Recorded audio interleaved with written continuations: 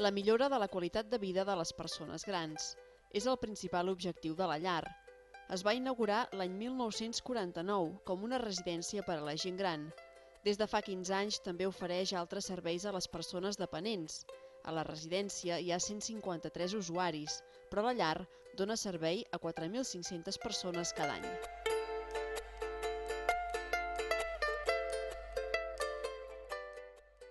La iniciativa de la llar comença l'any 40, principis dels 40, i s'inaugura l'any 49, l'edifici tal com el veiem ara, des de l'any 49, això vol dir que ja portem 65 anys d'història. Realment els primers anys, fins fa al voltant de 10 o 15, era únicament una residència, la Fundació. I ara actualment la Fundació ha esdevingut una plataforma de serveis. Se'ns coneix molt bàsicament per l'àmbit residencial, però en canvi al llarg de l'any, des de la Fundació, des de la llar, donem resposta a més de 4.500 persones cada any. I en canvi la residència té una ocupació al voltant de les 153, per tant podem entendre que la Fundació és alguna més que el centre residencial del qual probablement se'ns coneix més. No és més que una continuïtat del que hi ha a la societat. Són persones que venen a viure aquí, hi ha persones que ja eren molt vitals i aquí continua sent-ho, i persones que potser al principi els hi costa, però després se'n van engrescant a les múltiples activitats que aquí n'hi ha.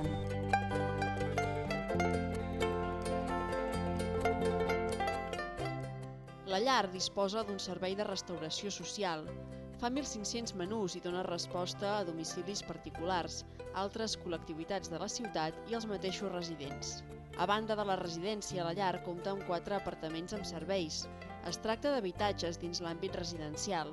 Les persones que hi viuen tenen la seguretat d'estar ateses, però gaudeixen d'un habitatge on se senten com a casa.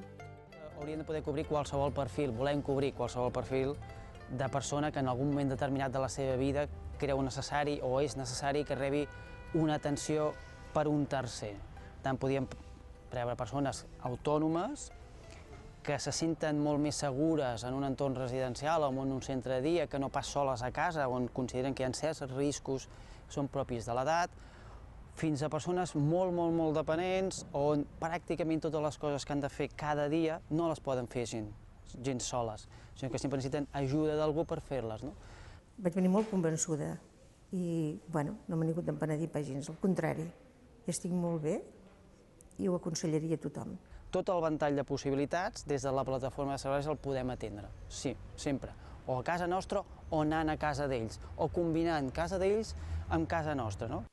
El centre de dia ofereix als seus usuaris el manteniment de capacitats cognitives, físiques i relacionals. S'atenen unes 110 persones dividides en 5 espais. Es fa una valoració prèvia abans de començar el servei, on es té en compte com és la persona i quines capacitats té. El nostre oferiment és atendre's en el domicili, tenim serveis d'atenció domiciliària, ens anem a casa de les persones i les atenem in situ en aquelles necessitats que d'alguna manera poden ser pròpies de la situació en les que es troben i les capacitats que tenen. També tenim el centre de dia, un espai que juga molt amb les famílies entre el domicili i poder estar en els nostres equipaments i que dona actualment una cobertura de fins a 130 persones al dia. Cada dia en el centre de dia ens estan venint al voltant de 125. Dintre dels programes del centre de dia o maneres d'atendre, el centre de dia és un servei on intentem fer cultura de la mobilitat. Quan una persona es mou, té moltes més capacitats de mantenir capacitats que no passis passar tot el dia sentat o sense aquest moviment. El moviment fa que cognitivament estiguis més despert, que relacionalment puguis tenir una xarxa més àmplia i que físicament et trobis bé. Aquestes 3 vessants fa que la persona se senti en plenitud. Com intentem la cultura de la mobilitat? Doncs fent activitats, incorporem activitats com són pròpies del domicili. Podria ser que les persones escombrin el seu propi espai o que les persones s'aixequin a posar-se els suplements o que les persones parin taula, o sigui, coses que impliquen un moviment que a ells els aporta un valor i que omples el seu dia a dia amb coses que per a ells són productives. O sigui, alguna que sigui que no tinguin sensacions que venen aquí a perdre el temps, al contrari. Una altra cosa molt important del centre de dia i a nivell de fundació és que som una fundació on intentem treballar sense posar contencions, sense que ningú porti contenció física. I això requereix una feina molt i molt gran de saber molt la història de vida de la persona, com podem fer que en un estat d'agitació aquella persona baixi de l'estat d'agitació a través de la seva història de vida, a través dels seus gustos, desitjos, a través d'incorpores personal de supervisió, o sigui, en comptes de tenir la persona cinxada, poses més personal que supervisa la sala per tal que si hi ha una situació de risc, doncs evitar-la en personal i no tant amb una contenció.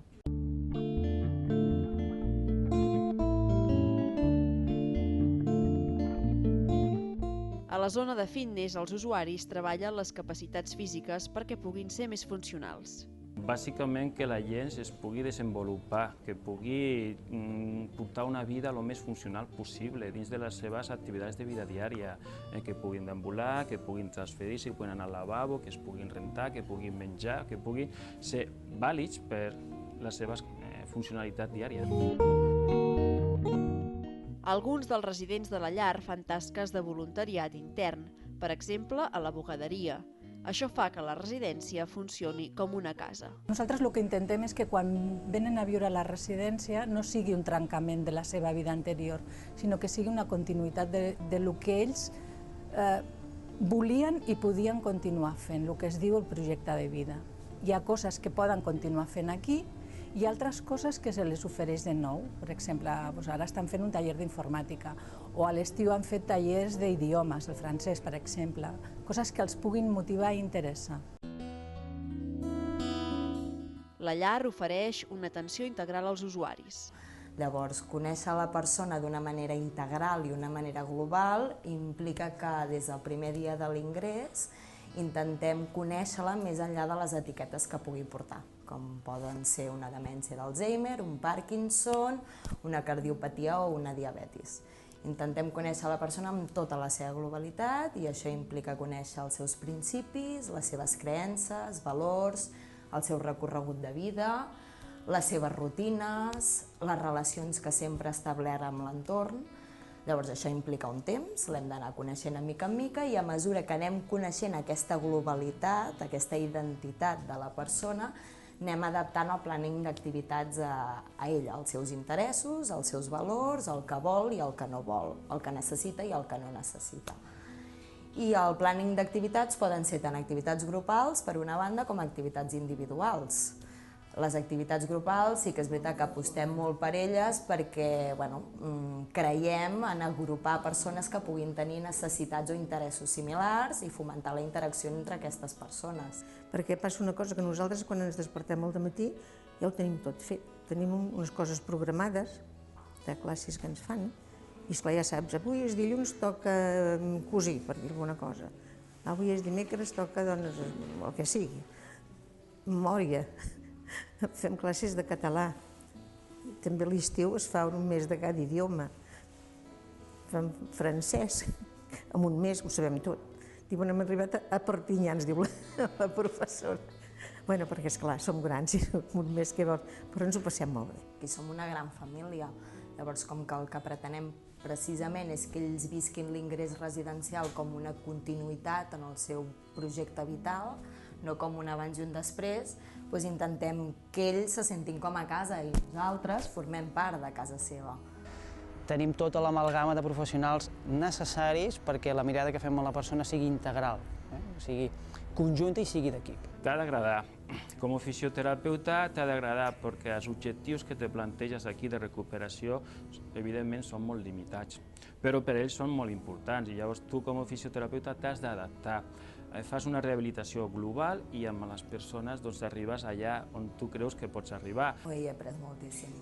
Jo sempre ho dic, jo vaig començar a treballar aquí a la casa amb 22 anys, era una nena, m'acabava de treure la carrera, vaig estar fent les pràctiques aquí i després ja vaig començar a treballar de seguida. Acabava de sortir de l'ou, no sabia res, llavors jo m'he format com a persona i em segueixo formant com a persona aquí. Per mi la llar ha sigut una escola. Ha sigut una escola com a empresa i ha sigut una escola pel tracte que he tingut amb ells, perquè de la gent gran pots aprendre moltíssimes coses. Ara sembla que estiguem retrocedint una mica amb tot el context actual. Esperem que a la llarga tornem a recuperar el que ens havia costat tant d'aconseguir. Però bueno, sí, tot i així s'ha de continuar treballant, evidentment. S'ha de continuar treballant perquè són un col·lectiu vulnerable, precisament perquè vivim en una societat de canvis constants i ells a vegades es troben una mica fora de lloc en aquesta societat de canvis. Llavors també és feina nostra intentar-los integrar.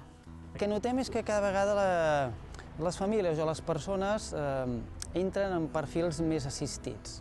Centres residencials, no la fundació com a tal, que té molts serveis, però la residència cada vegada és un servei molt més finalista. La gent hi va quan realment es troba molt més necessitada que abans. Abans segurament entraven als centres residencials, estan encara bastant bé. El que ens trobem és que a la residència la gent hi va quan la seva dependència ja és molt més alta. Això condiciona, evidentment, l'atenció que has de donar, perquè a més dependència, més recurs i més esforç.